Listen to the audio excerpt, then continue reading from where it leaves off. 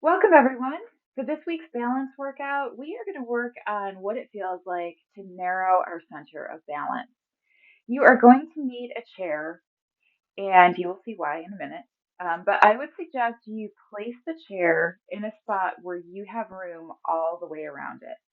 I would recommend you not do what I did, which was place the chair on a hardwood floor because it will slip. I'm going to be super careful, and it's the only place I have to film, so it is what it is. But please, for you guys, when you're placing your chair, place it on something solid, like maybe like a nice thick furry carpet where it's not going to move. All right, we are going to work on what it feels like to narrow the center of balance. So what we're going to do is imagine you are on a tightrope, and we are going to take heel to toe and walk a few steps forward. And I want you to do that next to your chair or a countertop or something where you feel like you've got it there if you start to slip a little bit. Okay, so you're going to walk forward as far as you can while still holding onto your chair. And then you're going to do the same thing walking backwards. So you're going to go toe to heel walking back. Okay, so try that a couple times. Heel toe. And then walk backwards.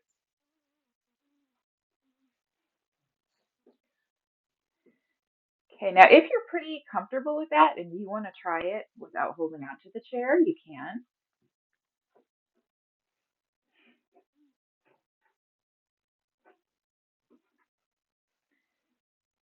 Okay, and then we're going to take this a step farther and we're going to take a trip all the way around our chair going heel to toe.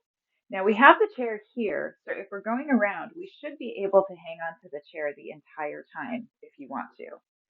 Okay, so I'm going to let go of the chair, but I'm going to let my hand hover right over the back of it here.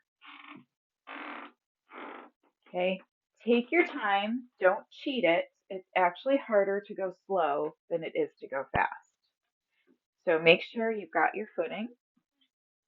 You're going to go all the way around the chair.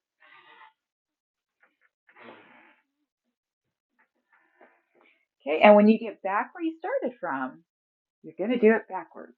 Okay, so again, you should have the chair there. Take your time with it. Do it in a way that's safe. And you're going to make sure you're going toe to heel, walking backwards all the way around your chair. The reason we practice this in both directions is that life happens in all directions. So there's no guarantee that when you're in a position where you're going to lose your balance and this is going to count, that it's going to be in a forward momentum. Okay, so a lot of people fall on the backside or as they're turning because that's the area where they're the weakest. Okay, before we get dizzy, we're going to turn around and I'm going to have you do the same thing, go around your chair, but this time we're going to go in the opposite direction. Okay, so again, we're trying to even everything out. And if you notice something that we do where your balance feels a little shaky or a little off, that's natural. And that's how you know what you need to work on. Okay, so we go all the way around. And then again, when you get back where you started from, you're going to do it backwards.